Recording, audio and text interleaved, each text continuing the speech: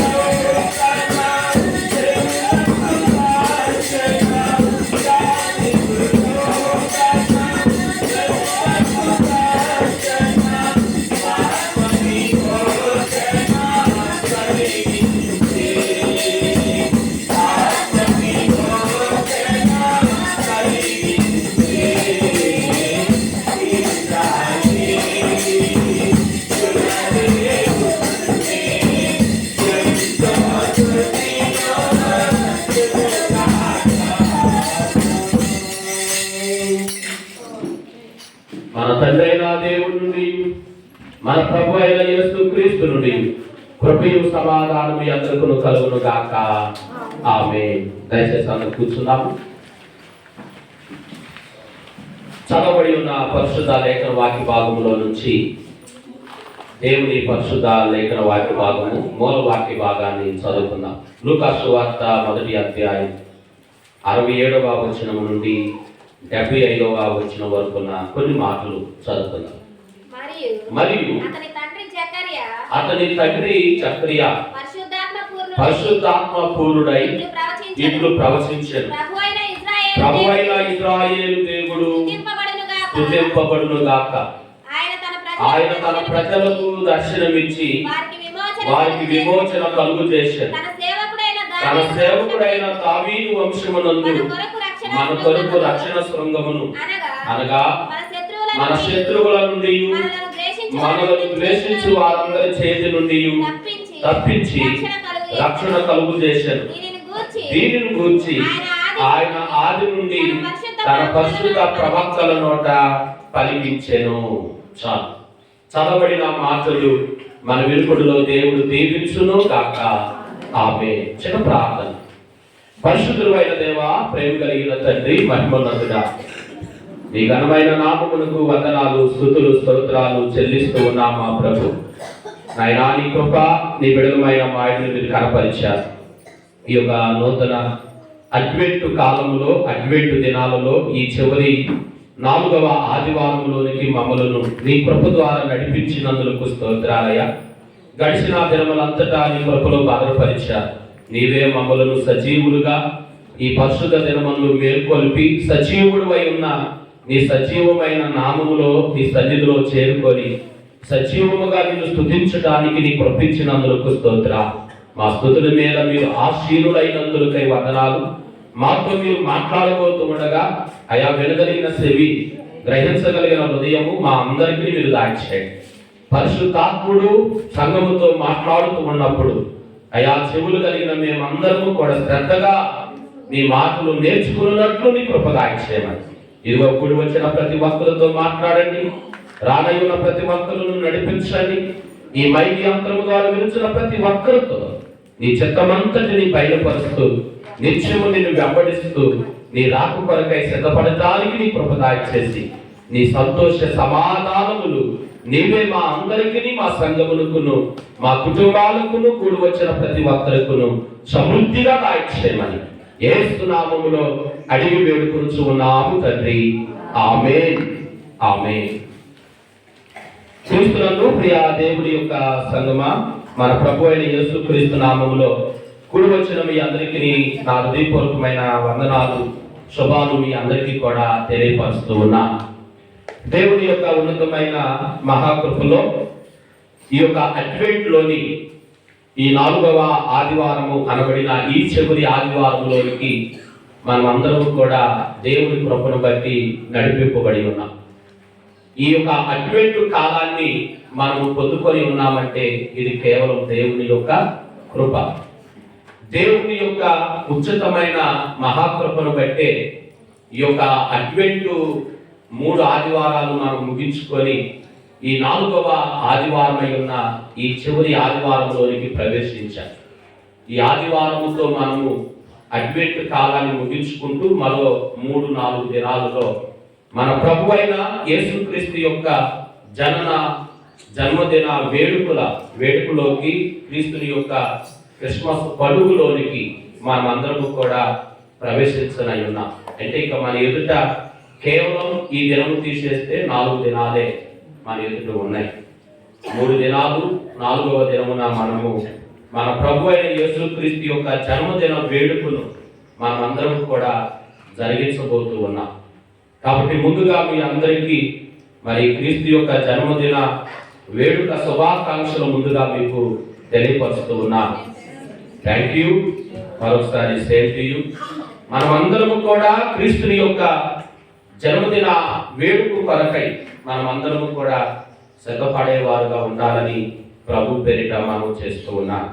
అయితే దేవుని యొక్క ఉన్నతమైన మహాకృపను బట్టి ఈ యొక్క అడ్వెంట్లోని ఈ చివరి ఆదివారం, ఈ ఆదివారంకు దేవుడు మంచి పేరును సిద్ధపరిచాడు. ఈ అడ్వెంటులోని 4వ ఆదివారాన్ని మరి లవ్ అంటే ప్రేమ ఆదివారముగా వర్ణించటం చూస్తూ ఉంటాం. ఈ ఆదివారమున ప్రేమ కొవ్వొత్తి లేకుంటే దోతల యొక్క క్యాండిల్గా ఈ యొక్క ఆదివారాన్ని పిలవటం అనేది మనం చూస్తూ ఉంటాం. ఒక్కొక్క అడ్వెంట్ ఆదివారము ఒక్కొక్క విశిష్టత. మొదటి అడ్వెంట్ ఆదివారము మనము నిరీక్షణ క్యాండిల్ చూసాం. రెండవ అడ్వెంట్ ఆదివారము జాయ్ఫుల్ క్యాండిల్ చూసాం, అంటే ఆనందకరమైన కొవ్వొత్తులు చూసాం. మూడవ ఆదివారము పీస్ అనగా సమాధానకర కొవ్వొత్తుల గురించి ఆలోచన చేశాం. ఈ 4వ ఆదివారము మరి క్యాండిల్ లవ్ అంటే ప్రేమ కొవ్వొత్తి. ఈ ఆదివారానికి ఉన్న 4వ ఆదివారానికి ఉన్న పేరేమిటంటే ప్రేమ కొవ్వొత్తి. ఈ ప్రేమ కొవ్వొత్తిని మనము దేవుని యొక్క సన్నిధిలో వెలిగించుకుంటూ దేవుని యొక్క ప్రేమ ఎంతగా దేవుడు మానవుల ఎడల కనపరిచాడో ఈ యొక్క ఆదివారం మనకి దేవుడు నేర్పిస్తూ ఉంటాడు. కాబట్టి దేవుని యొక్క ప్రేమ మనము వర్ణించాలంటే మాటలు సరిపోవు, అక్షరాలు సరిపోవు, సమయం సరిపోదు, అసలు మన జీవితమే సరిపోదు. క్రీస్తుని యొక్క దేవుని యొక్క ప్రేమను మనం వర్ణించాలి అంటే. అందుకే ఒక భక్తుడు పాట రాశాడు. ఏం పాట అంటే పదములు చాలని ప్రేమది అన్నాడు. పదములు సరిపోవు ప్రభుని యొక్క ప్రేమను గురించి వర్ణించాలంటే. అటువంటి ప్రేమ దేవుడు ఇదిగో లోకము ఎడల మానవుల ఎడల దేవుడు కనపరిచాడు. దేవుడు తన యొక్క ప్రేమను వెల్లడిపరిచిన విధానము, దేవుడు తన ప్రేమను లోకము ఎడల మనుషుల ఎడల ఆయన కనపరిచిన తీరుని మనము ఆలోచన చేయగలిగితే మన ఊహలకు అందరిది. అటువంటి దేవుని యొక్క ప్రేమను గురించి ఈ రోజున మనము కొద్ది నిమిషాలు ధ్యానం చేయబోతూ ఉన్నాం. దేవుని ప్రేమ సముద్రం అంతా. సముద్రం ఎంత ఉంటుంది?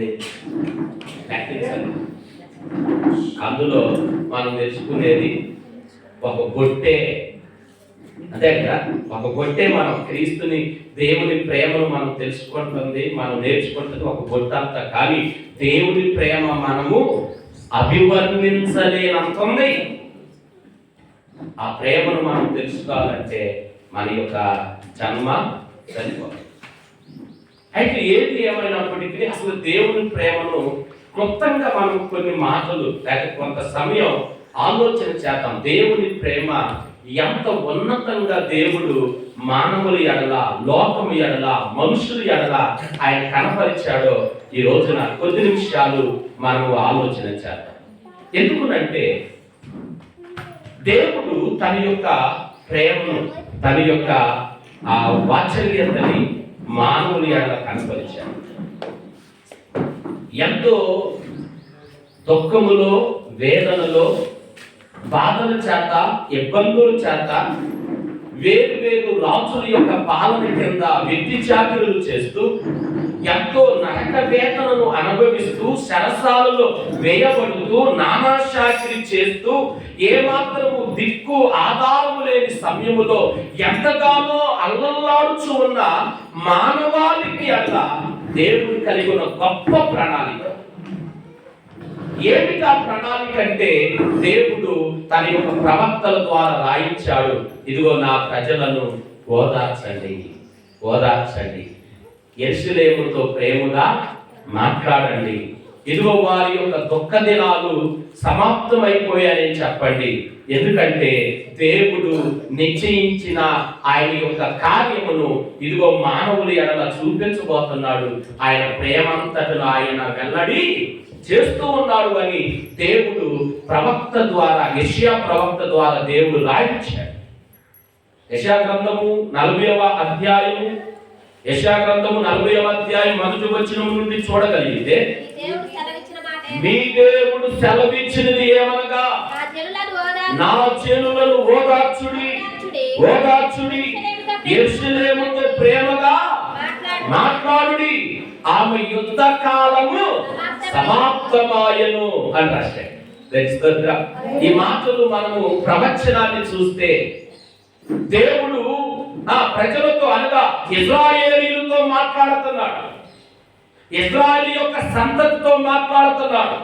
ఇశ్రాయేలు యొక్క సంతతితో దేవుడు ఎందుకు మాట్లాడుతున్నాడు, యెరూషలేముతో ఎందుకు మాట్లాడుతున్నాడు అంటే ఆ దేవుని చేత ఎన్నిక చేయబడిన ప్రజలు ఆయా రాజుల యొక్క చేతుల క్రింద అనేక విధాలుగా ఒత్తిడికి లోనైపోతున్నారు. ఆయా రాజుల యొక్క చేతుల యొక్క పాలన కింద వ్యక్తి చాకరీ చేస్తున్నారు, శరకు వెళ్ళిపోతున్నారు. ఎటువంటి ఆధారం లేకుండా వారి జీవితాన్ని ఇరవై యొక్క భూ సంబంధమైన రాజుల కింద వారి జీవితము నలిగిపోతా ఉంటే, వేదన పడతా ఉంటే, వారు కన్నీరు మిన్నీరై నది వలె ప్రవహిస్తా ఉంటే వారందరినీ కూడా చూచిన దేవుడు అంటాడు కదా, ఇదిగో నా జనులను నా ప్రజలను ఏం చేయమంటాడు, ఓదార్చండి ఓదార్చండి అని చెబుతున్నాడు. ఎందుకు ఓదార్చమంటున్నాడు? ఇదిగో యెరూషలేముతో ప్రేమగా మాట్లాడుడి, ఆమె యుద్ధ కాలము సమాప్తమాయను, ఆమె దోషరుణము తీర్చబడును. యెహోవా చేతి వలన ఆమె తన సమస్త పాపముల నిమిత్తము రెండింతలు పొందవలనను సమాచారము ఆమెకు ప్రకటించి. ఈ మాటలో ఉన్న మాట ఏమిటి? సత్యం ఏమిటంటే దేవుడు యెరూషలేము ప్రజలతో ఇశ్రాయేలీయులతో ఆయన మాట్లాడుతుంటాడు. ఇదిగో వారిక శరలో ఉండవలసిన బాధ లేదు, వారు మరొక రాజు కింద మరొక వ్యక్తి కింద బానిసలుగా బ్రతకవలసిన అవకాశం లేదు, ఇక పని లేదు. ఎందుకంటే దేవుడే వారికి రాజై ఏలటానికి రాబోతున్నాడు అని ఇశ్రాయేలు ప్రజలకు చెప్పి ఈ ప్రేమతో కూడిన మాటలు వారికి నేర్పించి వారిని ఓదార్చండి అని మాట్లాడుతున్నారు. అక్కడ చెప్పబడిన మాటలే ఈరోజు మనం చదివిన ఆ లూకా సువార్త 1వ అధ్యాయం 67 నుండి మనకి కనబడతాయి. జకరియా కూడా మాట్లాడుతున్నాడు, పరిశుద్ధాత్మ ప్రేరేపణ కలిగి మాట్లాడుతున్నాడు. అప్పటి వరకు నోరు మూసుకుపోయిన జకరియా ఎప్పుడైతే నోరు దేవుడు తెరిచాడో అప్పుడు మాట్లాడటం మొదలు పెట్టాడు. అవునా కదా? జకరియా నోరు ఏమైపోయింది? మూసేశాడు దేవుడు. ఎందుకు మూసేశాడు? దేవుని యొక్క వాగ్దానమును నమ్మని దానిని బట్టి. దేవుని యొక్క దూత జకరియాతో మాట్లాడింది, జకరియా నీ ప్రార్థన దేవుడు విన్నాడు, నీవు కన్నీరు కాచడం దేవుడు చూచాడు, అందుకు ప్రతిగా దేవుడు నిన్ను దర్శించి నీకు కుమారుణ్ణి ఇవ్వబోతున్నాడు, నీ భార్య ఎలిజబెత్ గర్భమును దాచబోతుంది, నీకు యోహాను కొట్టబోతున్నాడు అని దేవుడు తన దూత ద్వారా మాట్లాడితే జకరియా ఏం చేశాడు? నమ్మలేదు, విశ్వసించలా. అసలు ఇది ఎలా జరిగింది, ఇది సాధ్యమేనా అని ఆ యొక్క అనుమానముతో ఉంచబడిన ఆ జకరియాతో దేవుడు అన్నాడు కదా, నువ్వు నమ్మలేదు కాబట్టి ఈ యొక్క వాగ్దానం నెరవేరే కాక నువ్వేం చేస్తావు? నోరు మూసుకునే ఉంటావు. నువ్వు మాట్లాడలేవు, మాట్లాడటానికి ప్రయత్నం చేసినా నీవు మాట్లాడలేవు అని దేవుడు తెలియపరిచాడు. ఎప్పుడైతే జకరియా భార్య ఎలిజబెత్ కుమారుని కని ఆ కుమారునికి ఏ పేరు? యోహాను అని పేరు పెట్టాలి అని తన తండ్రి అయిన జకరియా ద్వారా కూడా పలక మీద యోహాను అని పేరు ఎప్పుడైతే రాయించాడో అప్పుడు వెంటనే ఏమైంది? జకరియా యొక్క నోరు తెరవబడింది, ఆయన యొక్క నాలుకలు సడలింపబడ్డాయి. వెంటనే దేవుని యొక్క పరిశుద్ధాత్మతో నింపబడిన వాడై మాట్లాడటం ప్రారంభించాడు. ఆ మాటను మనం చూస్తే ఎప్పుడైతే దేవుడు జకరియా యొక్క నోరును తెరిచాడో, ఆ యొక్క నాలుకకు మరలా మాట్లాడే శక్తిని ఇచ్చాడో, ఆ మాట్లాడకుండా ఆగిపోయిన నరాల యొక్క వాటిని ఎప్పుడైతే మరలా సరళపరిచాడో వెంటనే జకరియా మాట్లాడటం మొదలుపెట్టాడు. ఎప్పుడైతే మాట్లాడటం మొదలు పెట్టాడో పరిశుద్ధాత్మ జకరియా మీదకు వచ్చింది. జకరియా మీదకు పరిశుద్ధాత్మ ఎప్పుడైతే నింపబడ్డాడో పరిశుద్ధాత్మ పూర్ణుడై ఆయన మాట్లాడుతూ అంటాడు కదా, ఏమంటున్నాడు? ప్రభువైన ఇశ్రాయేలు దేవుడు స్తుతింపబడును గాక. ఆయన తన ప్రజలకు దర్శనమిచ్చి వారికి విమోచన కలుగు చేసెను.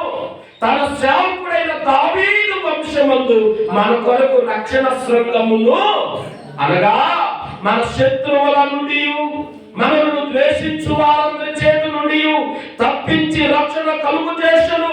దీనిని గురించి ఆయన ఆది నుండి తన పరిశుద్ధ ప్రవక్తల ద్వారా మాట్లాడించాడు.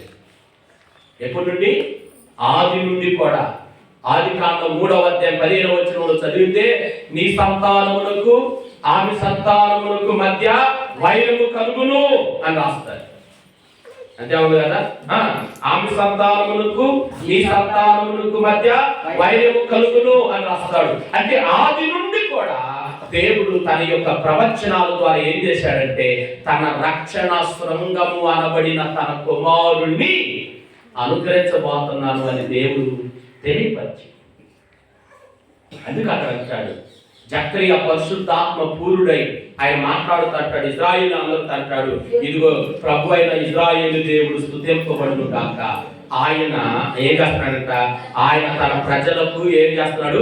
దర్శనం ఇవ్వబోతున్నాడు. ఇదిగో మనం చూడటానికి రాబోతున్నాడు. మన యొక్కకు ఆయన రాబోతున్నాడు. ఆయన పుట్టబోతున్నాడు.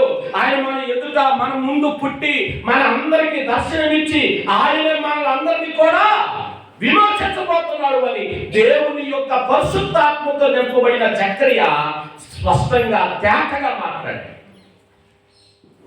దేవుని యొక్క దూత నీతిమంతుడైన యేసేపుతో కూడా చెప్పిన మాట అదే.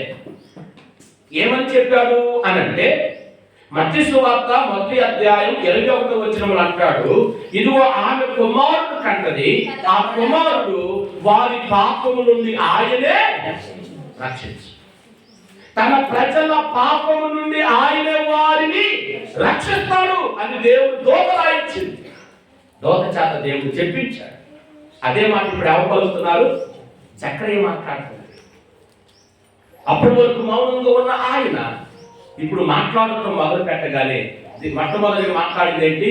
ఇదిగో దేవుడి యొక్క భవిష్యత్తు వాక్యాలు, ఇదిగో దేవుడు జరిగించబోతున్న గొప్ప కార్యాల గురించి జకరియా నోరు తెరిచి మాట్లాడుతున్నాడు. ఏమంటున్నాడు? ఇదిగో ఆయన తన ప్రజలకు దర్శనమిస్తాడు, వారికి విమోచన కలుగు చేస్తాడు.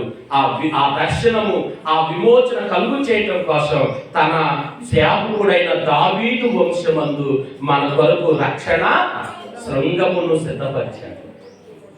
ఎక్కడంట? తన సేవకుడైన దావీదు వంశమందు. దేవుడు వాగ్దానం చేసింది అదే కదా. దేవుడు దావీదుతో చెప్పిన మాట ఏంటి? ఇదిగో నీ వంశంలో గుండా నా సేవకుని రప్పిస్తా, నీ సింహాసనమును నేను స్థిరపరుస్తాను. శాశ్వత కాలం ఉంటది నీ సింహాసనం. నీ సింహాసనం అంతం లేదుక. పురాతన కాలము మొదలుకొని శాశ్వత కాలము ఇదిగో సింహాసనం మీద అధిష్ఠీనుడై ఇదిగో నిత్యము పాలన చేయడానికి దావీదు వంశములో నుండి నేను రక్షణ శృంగము అనబడిన నా కుమారుని ఇవ్వబోతున్నాను. నా కుమారుని అనుగ్రహించబోతున్నాను అని దేవుడు తన యొక్క ప్రవచనాల ద్వారా మాట్లాడిన మాటను ఇదిగో జకరియా నోట ఇశ్రాయేలు ప్రజలందరి ఎదుట పలికించాడు. ఏమని పలికిస్తున్నాడంటే, ఇదిగో ఆయన మనకు దర్శనమిస్తున్నాడు, ఆయన మనల్ని దర్శించబోతున్నాడు, ఆయన మనల్ని విమోచించబోతున్నాడు. ఆయన వాగ్దానం చేసినట్టు దావీదు వంశము ద్వారా ఇదిగో రక్షణ శృంగం అనబడిన క్రీస్తుని మనకు అనుగ్రహం చేయబోతున్నాడు. ఎందుకునంటే దేవుడికి మనమంటే అంత ప్రేమ అని చెప్పిస్తున్నాడు. ఎంత ప్రేమ మన మీద దేవుడికుంటే దేవుడు ఎంత గొప్ప కార్యం చేస్తాడు. ఒకప్పుడు రాజుల యొక్క శరలో, రాజుల యొక్క పాలన క్రింద శరంలో ఉండి అనేకమైన ఇబ్బందులకు లోనయ్య ప్రజలందరినీ కూడా విడిపించడానికి ఇదిగో మీ యొక్క రాజు రాబోతున్నాడు అని తెలియపరిచాడు.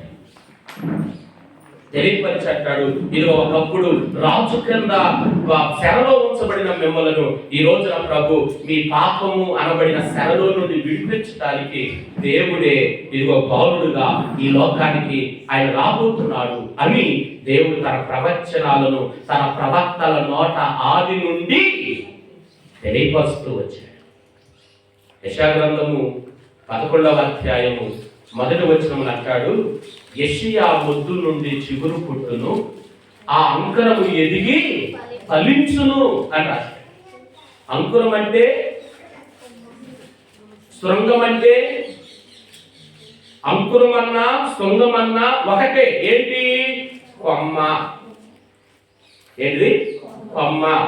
అంటే ఇప్పుడు జకర్యా ప్రవచనము ద్వారా పరిశుద్ధాత్మ ప్రేరేపణ ద్వారా మాట్లాడుతూ అంటాడు, దావీదు వంశమందు రక్షణ శృంగం. రక్షణ శృంగం అంటే ఎవరు? ఇదిగో యెషయా ముద్దు నుండి రాబోతున్న ఆ అంకురమే. ఆ అంకురం ఎవరంటే యేసుక్రీస్తే రక్షకుడుగా ఈ లోకములో ఆయన ఉద్భవించబోతున్నాడు అని దేవుడు ప్రవక్తల ద్వారా మాట్లాడాడు. అందుకే యెషయా గ్రంథములో ఇశ్రాయేలీయులతో యెరూషలేముతో ప్రభు అంటున్నాడు కదా, యెరూషలేముతో ప్రేమగా మాట్లాడండి, వారిని ఓదార్చండి, ఎందుకంటే వారి యుక్త కాలము ముగిసిపోయింది. ఇక వారు కన్నీరు కాల్చిన అవసరంలా, ఇక వారి యుద్ధాలు చేయనక్కర్లా, వారికి శరకు వెళ్ళనక్కర్లా. ఆ శర నుండి విడిపించడానికి ఇదిగో రాజులకు రాజు అయిన ప్రభువులకు ప్రభు అయిన దేవుడే ఇదిగో ఈ లోకానికి మీ మధ్యకు రాబోతున్నాడు, మీ మధ్య దర్శనమైపోతున్నాడు, మిమ్మల్ని విమోచించబోతున్నాడు. ఆయన దావీదు వంశము గుండా రక్షకుడుగా ఈ భూమి మీద పుట్టబోతున్నాడు. కాబట్టి మీరు ఏడవద్దు, సంతోషముగా దేవుడి వైపు చూడండి అని దేవుడు తన ప్రపంచాన్ని తెలియపరిచాడు.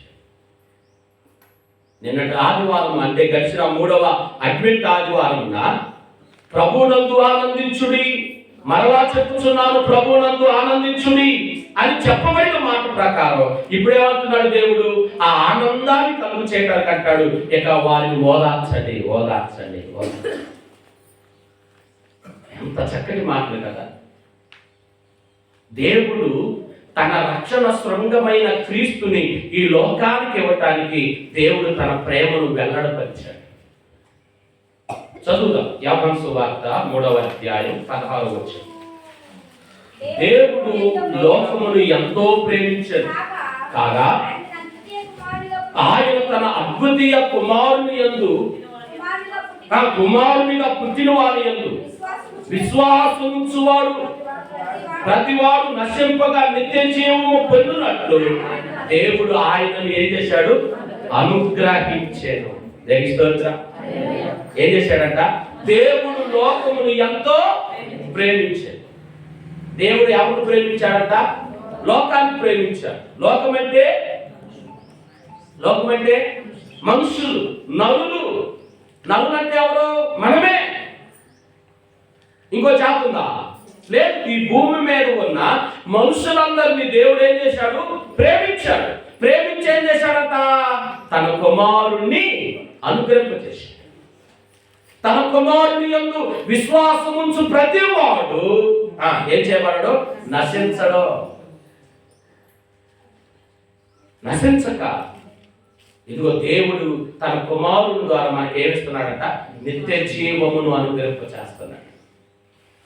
మనందరినీ కూడా నిత్య జీవమునకు వారసులుగా చేయటానికి, దేవుని యొక్క రాజ్యమునకు వారసులుగా మనల్ని కూడా మలచడానికి ఈ అశాశ్వతమైన లోకములో బ్రతుకుతున్న మానవాళి అంతటిని కూడా ఈ పాపం అనబడిన శర నుండి, బంధకాలు అనబడిన శర నుండి, ఇదిగో ఈ లోక సంబంధమైన అధికార చేతుల నుండి దేవుడు వారిని విడిపించి వారందరినీ కూడా శాశ్వతమైన రాజ్యములో ఉంచడం కోసం దేవుడు ఏం చేశాడంట?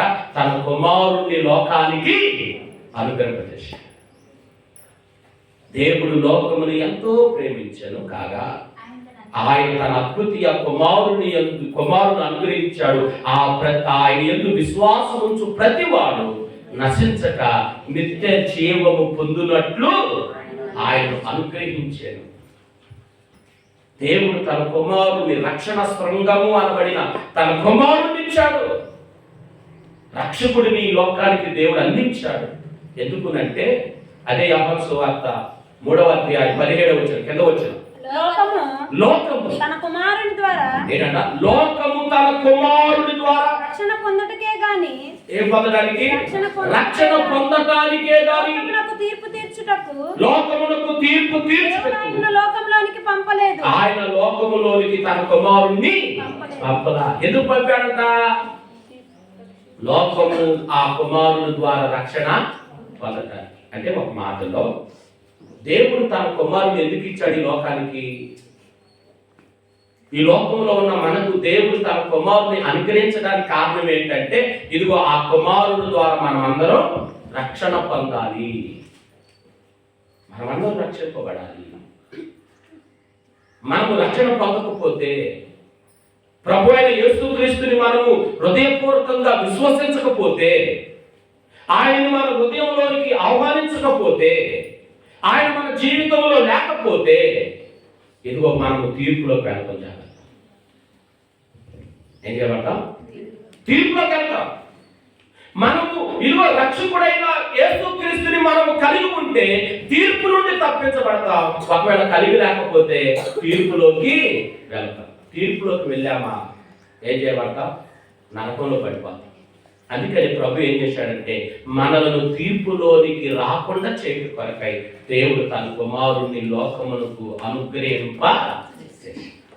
అని అంటాడు, లోకము తన కుమారుని ద్వారా రక్షణ పొందటానికి, యేసుక్రీస్తు ద్వారా మనమందరము రక్షింపబడటానికే దేవుడు తన కుమారుణ్ణి ఈ లోకానికి అనుగ్రహించేశాడు.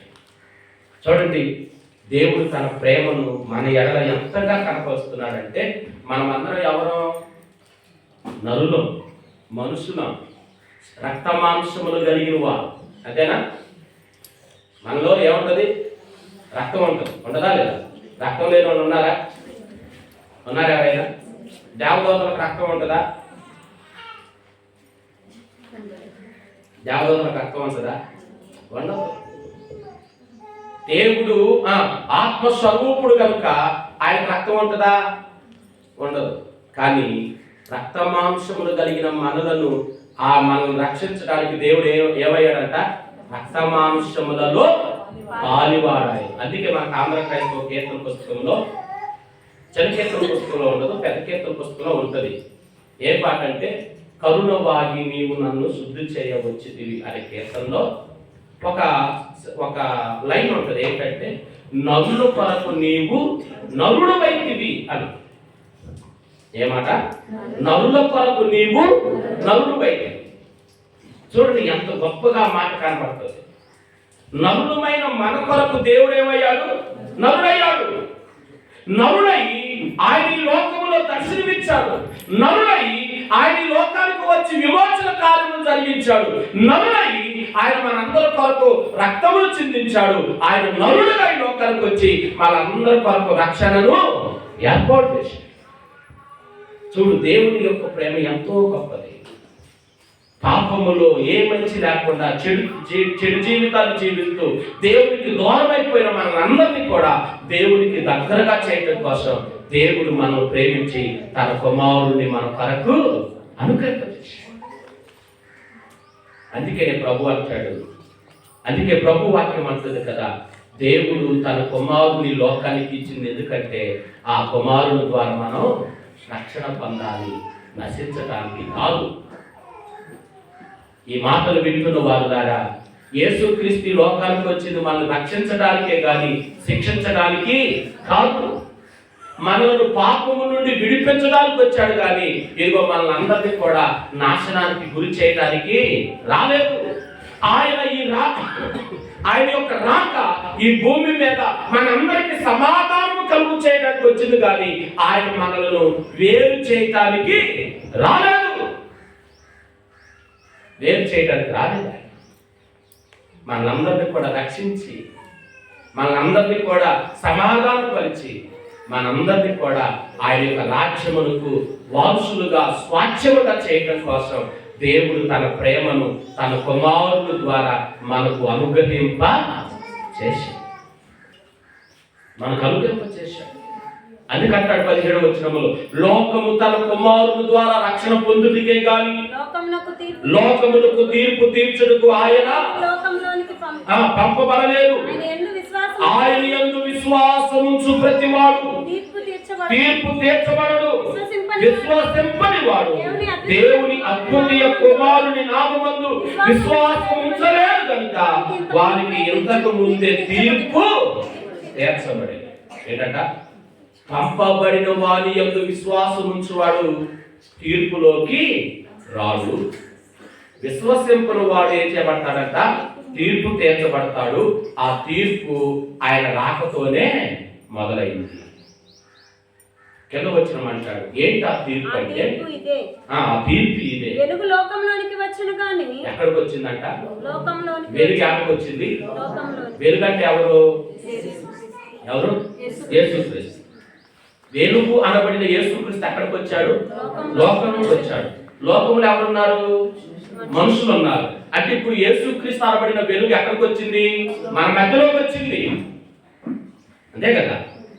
లోకము అనబడిన మనుషులు మన మధ్యకి ఎవరు వచ్చారు? వెలుగై ఉన్న దేవుడు క్రీస్తుగా ఈ లోకానికి వచ్చాడు. వెలుగు లోకములోకి వచ్చింది, మన మధ్యకి వచ్చింది. కానీ తమ క్రియలు చెడ్డవైనందున మనుషులు ఆ వెలుగును ఏం చేయలేకపోతున్నారు? ప్రేమించలేకపోతున్నారు. సార్ ఆలోచన చేయి. వెలుగు ఎప్పుడు వచ్చింది ఈ లోకానికి? యేసుక్రీస్తు వచ్చినప్పుడు. యేసుక్రీస్తు ఎప్పుడు వచ్చాడు? 2025 సంవత్సరాల క్రితం. అంటే ఇప్పుడు దాదాపు 2000 సంవత్సరాలు అయ్యింది. అంతే కదా? అంతేనా కాదా? 2000 సంవత్సరాల క్రితం వెలుగు ఈ లోకానికి వచ్చింది. వెలుగు అంటే ఎవరు? యేసుక్రీస్తు. యేసుక్రీస్తు అనబడిన ఆ వెలుగు లోకానికి వచ్చింది. ఆ లోకములో ఉన్న మనుషులమైన మనం ఆ వెలుగును ఏం చేయలేకపోతున్నాం? గ్రహించలేకపోతున్నాం. ఎందుకని? మనలో చెడ్డ క్రియలు ఉన్నాయి. ఒకవేళ మనం వెలుగుగా వచ్చిన క్రీస్తుని మనము కలిగి ఉంటే మనలో ఉన్న చెడ్డ క్రియలు ఏమైపోవాలా? చెప్పాలి. మనలో ఉన్న చెడ్డ క్రియలు ఏమైపోవాలా? నాశనం అయిపోవాలి, లయపరచబడాలి, తీసివేయబడాలి. అవునా కదా? ఇప్పుడు మనము వెలుగుగా వచ్చిన క్రీస్తుని, ఆ వెలుగుని మనం పొందుకొని ఆ వెలుగులో మనం నడిపింపబడితే మనలో ఏముండకూడదు? చెడ్డ క్రియలు ఉండకూడదు. ఇప్పుడు మనలో చెడ్డ క్రియలు ఉన్నాయా? మంచి క్రియలు ఉన్నాయా? చెప్పండి. మనలో చెడ్డ క్రియలు ఉన్నాయా? మంచి క్రియలు ఉన్నాయా? ఇంతకీ మనం మంచోడమా చెడ్డోడమా? చెడ్డోడు కదా. వెలుగు వచ్చి ఎన్ని సంవత్సరాలు? ఎన్ని సంవత్సరాలు? పురుషులు మాట్లాడు. ఎన్ని సంవత్సరాలు? దేవదానంగా ఎన్ని సంవత్సరాలు? 2000 సంవత్సరాలు అయింది. అంటే 2000 సంవత్సరాల క్రితం వెలుగై ఉన్న దేవుడు ఈ లోకానికి వచ్చాడు. ఆ వెలుగు ఇప్పుడు మన దగ్గరకు వచ్చింది. మన దగ్గరకు వచ్చిందంటే ఎప్పుడు? మనము యేసు ప్రభుని ఎప్పుడైతే నమ్ముకున్నామో, ఎప్పుడైతే తెలుసుకున్నామో, ఎప్పుడైతే ప్రార్థనకి రావటం ప్రారంభించామో అప్పుడు ఆ వెలుగును గురించి మనకి తెలిసింది. అంతేనా? అంతేనా కదా? వెలుగు గురించి మనం విన్నాం. వెలుగు మన దగ్గరకు వచ్చింది. అంటే ఉదాహరణకి ఇప్పుడు మనకు ఒక్కొక్కరికి 10 సంవత్సరాలు, 15 సంవత్సరాలు, 20 సంవత్సరాలు, 30 సంవత్సరాలు, 40, 50, 60 అనుకుందాం.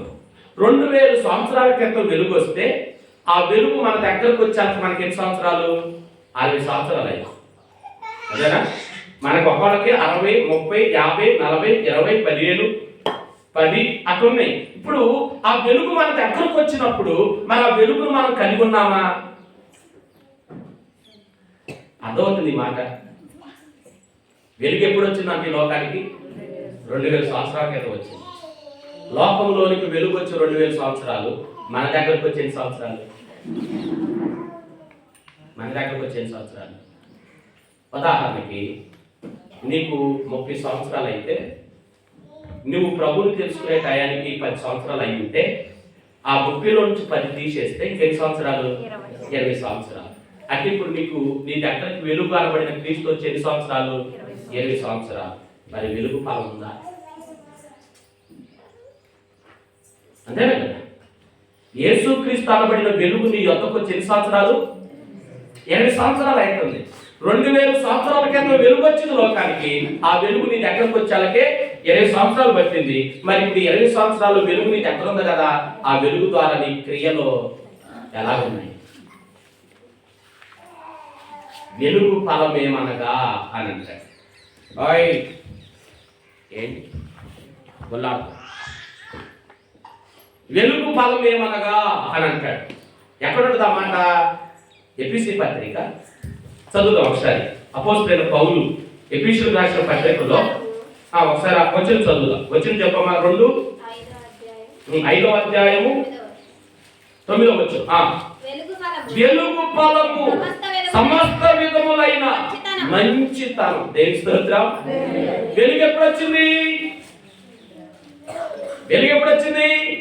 2000 సంవత్సరాల కింద వచ్చింది లోకానికి. ఆ వెలుగైన క్రీస్తు లోకానికి వచ్చి 2000 సంవత్సరాలు అయితే ఆయన వచ్చిన ఆ యొక్క వెలుగైన క్రీస్తు ఈ లోకానికి వచ్చి ఏం చేశాడు? మంచిని పెంచాడు, మంచిని చూపించాడు, ప్రేమ చూపించాడు, క్షమించడం నేర్పించాడు, దయను నేర్పించాడు, కరుణించడం నేర్పించాడు, పాపులు కొరకు ప్రాణము పెట్టి వారందరికీ రక్షణ మార్గాన్ని సిద్ధపరిచాడు. యేసుక్రీస్తు అనబడిన వెలుగులో ఏముందంట? మంచితనం ఉంది. మరి ఆ వెలుగు మన యొద్దకు వచ్చి ఒక్కొక్కరికి 10 సంవత్సరాలు, 20 సంవత్సరాలు, 30 సంవత్సరాలు, 40 సంవత్సరాలు అవుతుంది. మరి ఆ వెలుగు ఫలములో ఒకటైన మంచితనం మనలో ఉందా? మాలో మంచితనం ఉందని చేయలేదు. అసలు వాళ్ళు ఎటువంటి చెడు క్రియలు, చెడు పనులు, చెడు ఆలోచన, చెడు ఉద్దేశాలు, చెడు తలపులు, అసలు చెడు అనేది మాలో లేదు. మేము అంతా మంచి వాళ్ళని అన్నోడు చేయలేదు. ఉన్నారా? ఎవరు లేదా? వెలుగు వచ్చే సంవత్సరాలు మన దగ్గరికి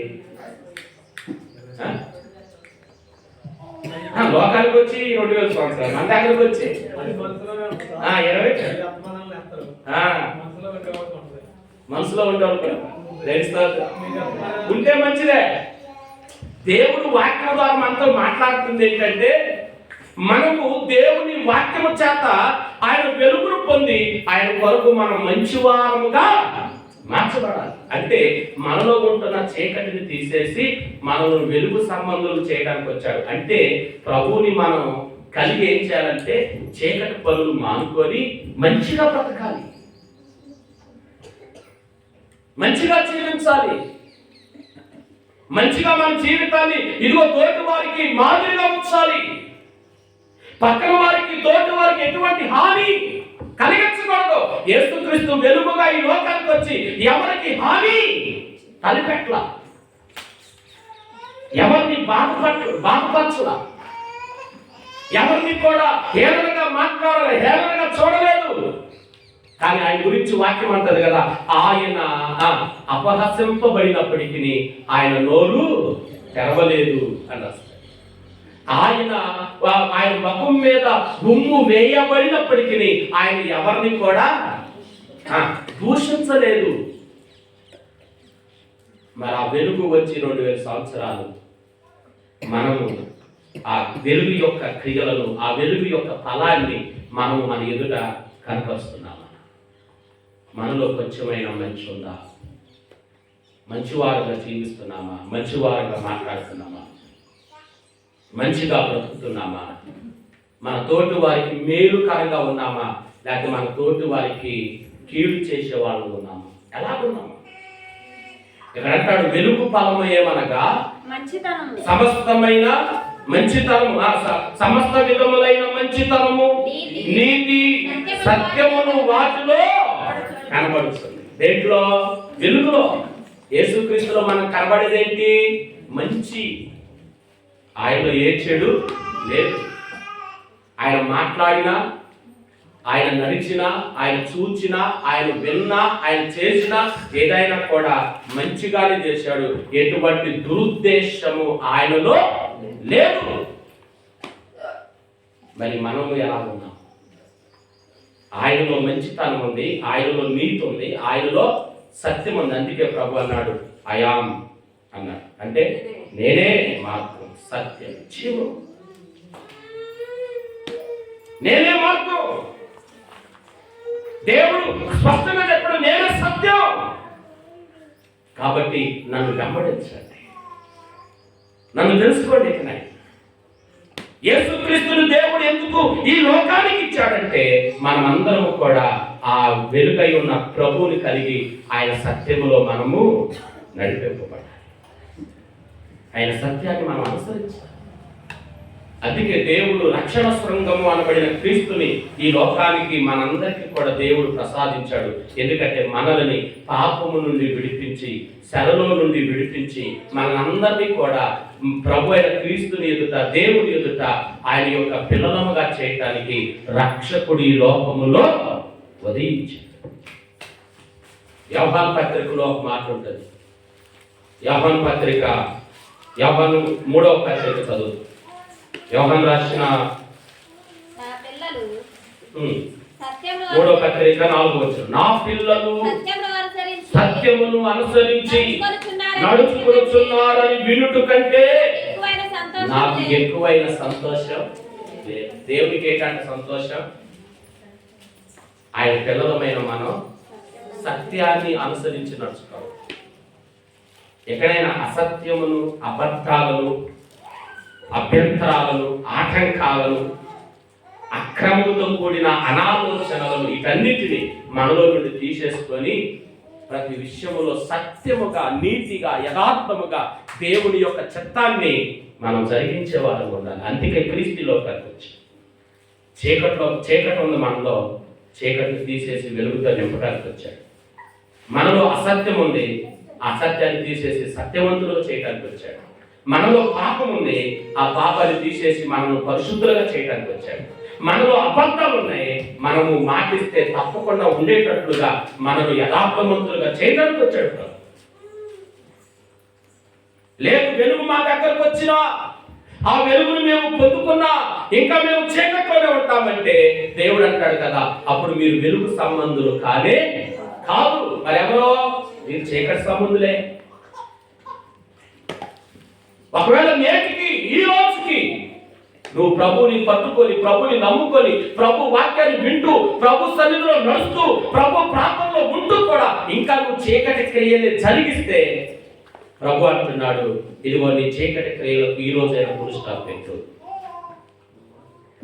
చీకటి కార్యములు జరిగించువారు దేవుని సంబంధులు కాదు. దేవుని సంబంధులు ఎవరంటే చీకటిని ప్రారద్రోలి వెలుగులో నడిపింపబడి వారే వెలుగు సంబంధులు. కాబట్టి నువ్వు దేవునికి వెలుగుగా మారాలి. అందుకే ప్రభు అన్నాడు, మీరు ఈ లోకానికి వెలుగై ఉన్నారు. మనం వెలుగు ఏం చేయాలా? ప్రకాశించాలి తోటి వారి ఎదుట. యేసుక్రీస్తు వెలుగుగా ఈ లోకానికి వచ్చాడు. ఆ వెలుగు వచ్చి 2000 సంవత్సరాలు మన దగ్గరకు వచ్చి ఒక్కొక్కరికి 20-30 సంవత్సరాలు. మరి వెలుగు కాలం ఉందా మనలో? మంచితనం ఉందా మనలో? నీతిగా నడుస్తున్నామా? నీతిగా బ్రతుకుతున్నామా? నీతిగా మాట్లాడుతున్నామా? ప్రభు మనకి ఇచ్చిన సత్యాన్ని అనుసరించి జీవిస్తున్నామా? ఎలా జీవిస్తున్నాం? ఎలా నడుచుకుంటున్నాం? ప్రభు అంటున్నాడు, నా పిల్లలు సత్యమును అనుసరించి నడుచుకున్నట్టు కంటే నాకు ఎక్కువైన సంతోషం మరొకటి లేదు. మనము కూడా మన పిల్లల గురించి అంటాం, మా పిల్లలు బాగా చదువుకొని ప్రయోజకులు అయితే చాలు, అంతకంటే మాకు ఇంకేం లేదన్నా. నిజమే కదా? మా పిల్లలు బాగా చదువుకొని మంచి ప్రయోజకులై మంచిగా ఉద్యోగాలు చేస్తూ ఉంటే ఇక అంతకంటే మాకేం కావాలండి అని అంటారు.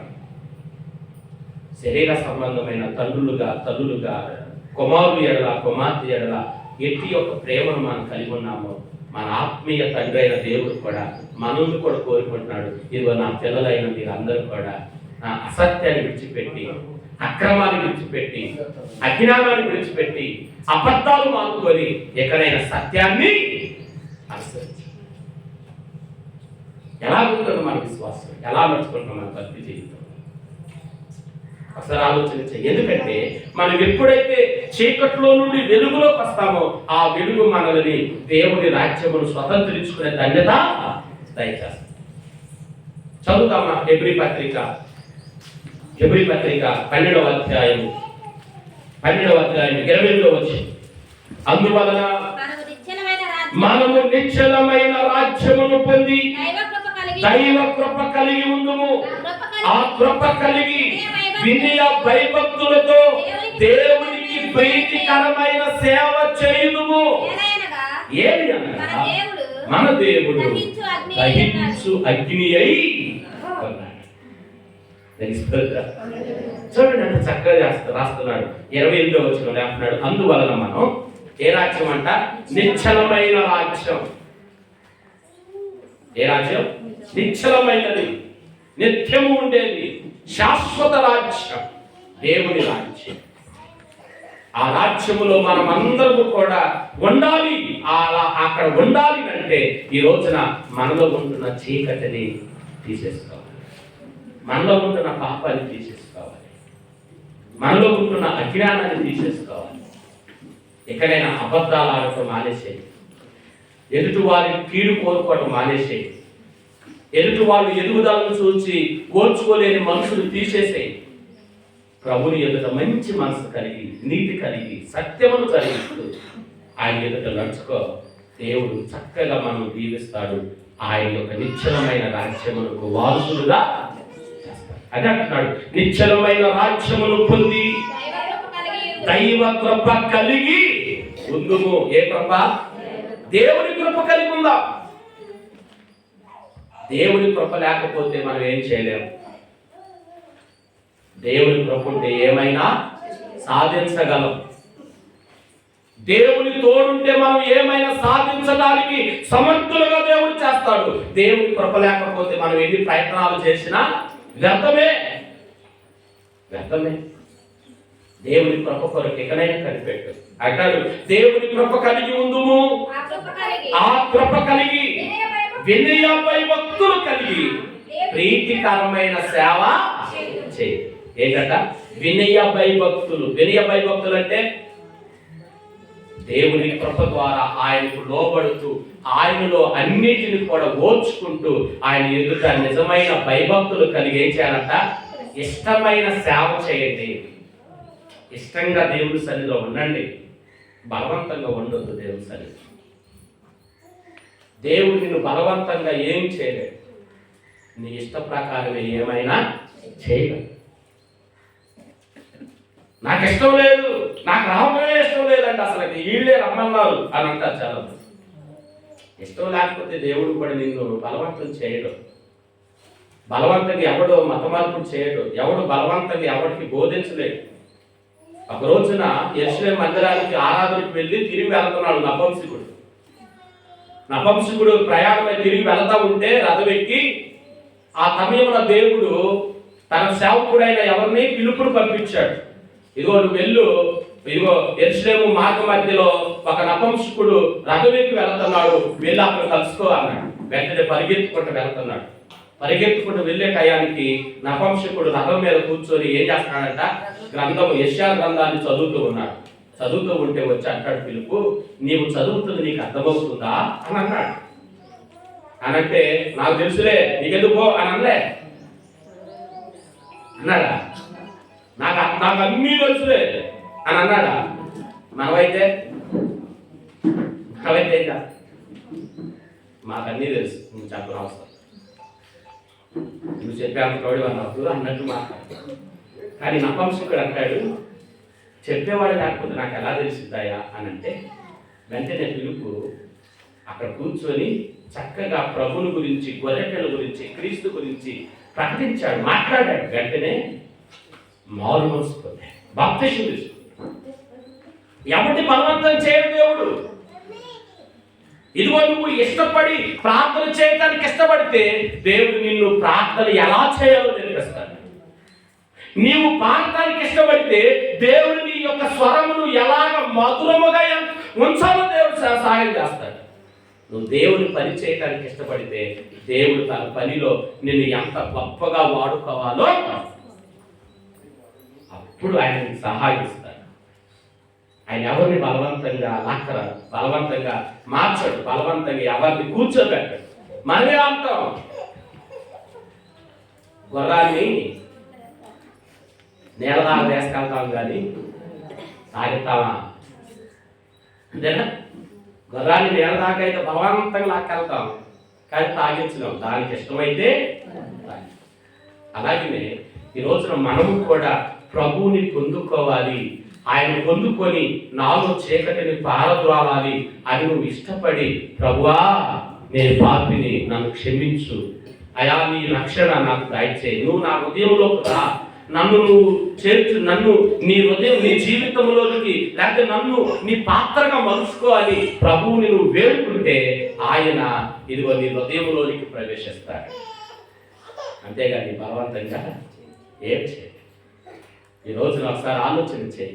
ఆయన ప్రేమ మన ఎడల వెల్లపరిచాడు. ఎలాగంటే ఇదిగో లోకములో ఉన్న మనలను రక్షించటానికి, పాపము నుండి విడిపించటానికి, శత్రు భయము నుండి తొలగించటానికి, మరణ భయము చేత కుటిమిటులాడుతున్న మనలను నిర్భయులుగా ఉంచటానికి, ధైర్యవంతులుగా చేయడానికి దేవుడు తన కుమారుడైన రక్షణ సంఘం అనబడిన క్రీస్తుని దావీదు యొక్క వంశంలో నుండి లోకానికి తీసుకువచ్చాడు.